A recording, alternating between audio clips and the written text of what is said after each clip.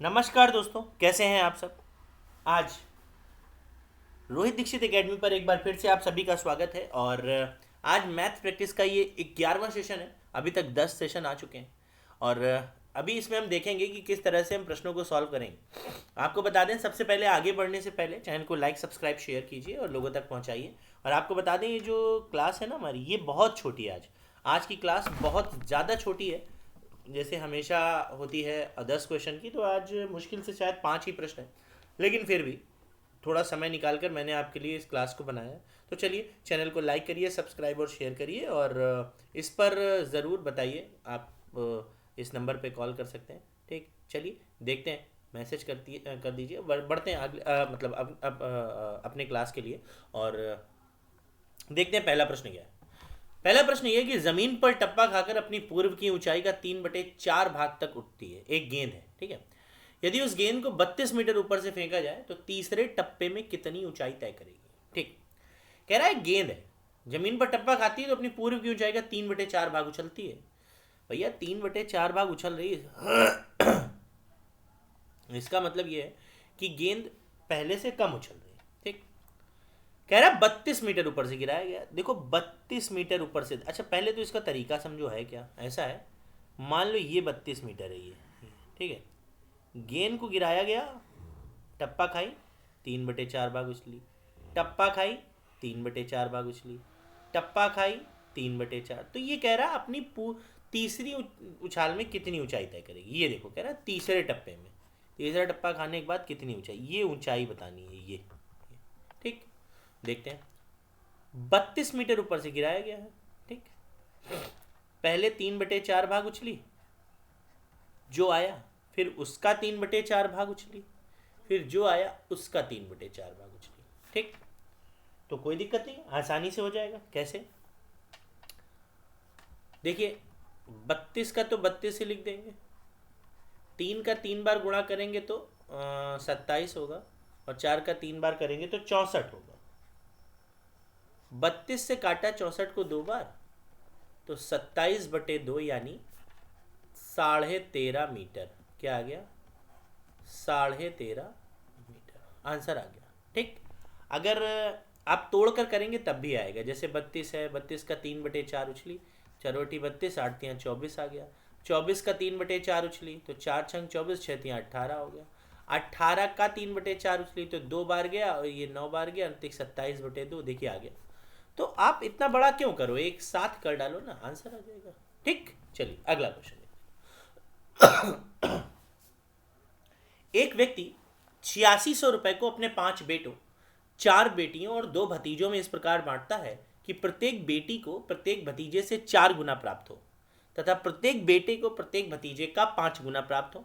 तब प्रत्येक बेटी का हिस्सा बताइए। कोई बात नहीं, देखते हैं। सबसे पहले हम ये देख लें कि बेटे बेटे भतीजे और बेटे भतीजे और बेटी। ठीक, कह रहा है प्रत्येक बेटी को प्रत्येक भतीजे का 4 गुना, प्रत्येक बेटी को प्रत्येक भतीजे का 4 गुना।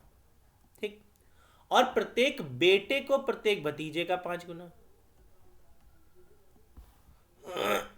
ठीक, देखते हैं। भतीजे को हमें 1 मानना पड़ेगा। ठीक, और बेटे को 5 हिस्सा मिला है इसका, और बेटी को 4। ये आपको बता दें प्रत्येक का है, प्रत्येक मतलब हर एक का। अब आप स्वयं सोचो, उसके कितने बेटे हैं जरा सोचो। लिखा है 5 बेटे, ये देखो कितने बेटे, 5 5 बेटे। तो एक बेटे को 5 मिल रहा है, तो 5 बेटों को कितना मिलेगा, 25। ठीक, 4 बेटियां हैं, एक बेटे को 4 मिल रहा है, तो 4 बेटियों को कितना मिलेगा, 16। और 2 भतीजे हैं, तो एक भतीजे को 1 मिल रहा है, 2 भतीजों को 2 मिलेगा।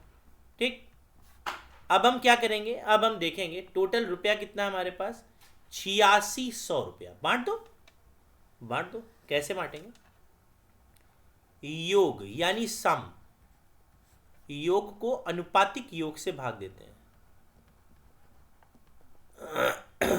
सम ऑफ रेशियो से।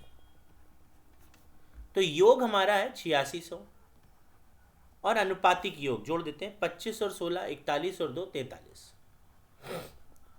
200 बार जाएगा। किसका हिस्सा पूछा है? प्रत्येक बेटी को तो 4 मिल रहा है ना, तो 4 से गुणा, यानी हर बेटी को 800 रुपया मिला है। कितना मिला हर बेटी को? 800 रुपया, हर बेटी को 800। ठीक, समझ गए? चलिए अगला क्वेश्चन देखते हैं। अगला क्वेश्चन बहुत अच्छा है। सॉरी। 160 रुपए में 90 चॉकलेट बेचने पर एक चॉकलेट व्यापारी को 20% की हानि होती है। ठीक है, 160 रुपए में 90 चॉकलेट बेची गई। ठीक, तो एक चॉकलेट व्यापारी को 20% की हानि हो रही है भाई। 160 रुपए में 90 चॉकलेट बेचने पर, 160 रुपए में 90 चॉकलेट बेचने पर, अब सोचिए जब ऐसा प्रश्न आता है ना तो एक चॉकलेट की वैल्यू निकालते हैं। एक चॉकलेट की वैल्यू निकालते हैं।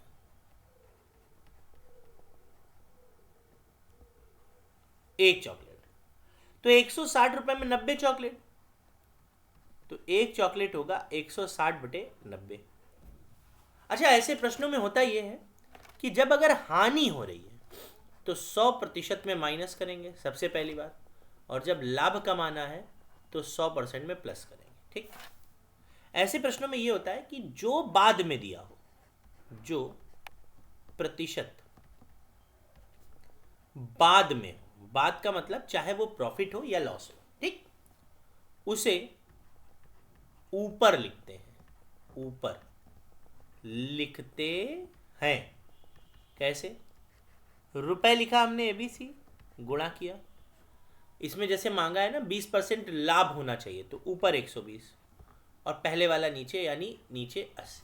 क्योंकि लाभ होगा तो 100 में प्लस करेंगे और लॉस होगा तो 100 में माइनस। तो देखते हैं, एक चॉकलेट की वैल्यू लिखी और उसके बाद जो बाद में दिया उसे ऊपर, ये बाद में दिया तो 120, और जो पहले उसे नीचे, यानी 80। ठीक, देख लेते हैं। 0 0 0 0। ठीक, 8 से इसको काटा 2 बार, 12 दूनी 24 बटे 9, यानी 24 रुपए की 9, 24 रुपए की 9 चॉकलेट, 9 चॉकलेट। लेकिन उसको 9 चॉकलेट नहीं, 96 में कितनी चॉकलेट बेचे, तो 96 बनाएंगे तो 4 गुना हो गया, तो 4 गुना ये भी कर दो, 36 चॉकलेट हो गई। आंसर आ गया आंसर 36 चॉकलेट। ठीक, देखिए प्रैक्टिस सेट है, अगर आप बताएंगे ना तो एक अच्छे से पूरी क्लास भी बना सकते हैं। ठीक, 400 रुपए प्रति किलोग्राम वाली दार्जिलिंग चाय को 300 रुपए प्रति किलोग्राम वाली असम चाय के साथ किस अनुपात में मिलाया जाना चाहिए ताकि प्राप्त मिश्रण को 408 रुपए में बेचने पर, कितने में? 408 रुपए में बेचने पर, प्रति किलोग्राम से बेचने पर, यहाँ लिख दे रहे हैं बेचने से, ठीक है, हाँ, 20% का लाभ हो। देखिए जब वैल्यू अलग अलग दी जाए और फिर मिला कर दे दी जाए तो वहां पर हम एलिगेशन लगाते हैं। क्या लगाते हैं? एलिगेशन। ठीक, 2 चाय की सीपी दिया है, ये देखिए सीपी, इसकी सीपी है 400, और ये वाली चाय की भी सीपी दिया है और वो सीपी है 300। ठीक, तो बीच में भी हमारा फर्ज है कि हमें बीच में भी क्या लिखनी है? सीपी। ठीक, लेकिन ये सीपी नहीं, ये तो एसपी है, तो कैसे 20% का लाभ हो रहा है, तो इसको हमें बनाना है सीपी। कैसे? देखते हैं। एसपी कैसे बनता है? एसपी बनता है सीपी प्लस प्रॉफिट यानी लाभ बराबर एसपी। सीपी अपने आप में 100, लाभ कितना है यहां पर? 20%, 120 हो गया। तो 120% की वैल्यू 408 रुपए, तो 1% की वैल्यू 408 बटे 120 इंटू 100।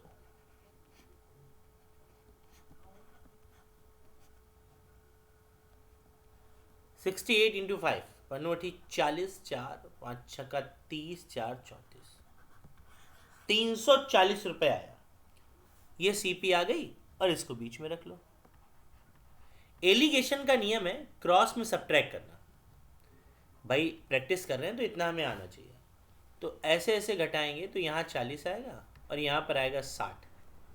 20 से काटा 2 बार और 20 से काटा 3 बार, तो कह रहा किस अनुपात में मिला है, तो आंसर आया 2:3 में मिला है। कितने अनुपात में? 2:3 के अनुपात में मिला है। ठीक, नेक्स्ट। रमेश को 50 मीटर भुजा वाले एक वर्गाकार पार्क के चारों ओर चक्कर लगाने में कितना समय लगेगा यदि वह 18 किलोमीटर प्रति घंटे की गति से दौड़ता है? कोई दिक्कत नहीं, देखते हैं। एक वर्गाकार पार्क है जिसकी प्रत्येक भुजा है 50, तो जाहिर सी बात है ये भी 50 होगी, जाहिर सी बात है ये भी 50 होगी, और जाहिर सी बात है ये भी 50। ठीक ठीक, अब सब 50।